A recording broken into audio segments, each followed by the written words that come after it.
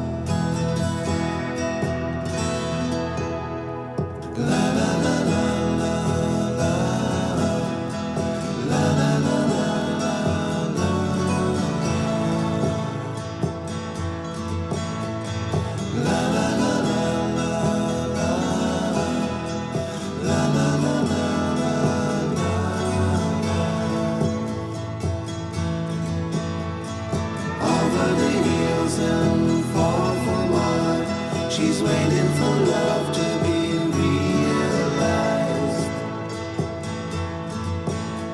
I'll send her my heart covered as a gift, and hope that you'll take it into her side.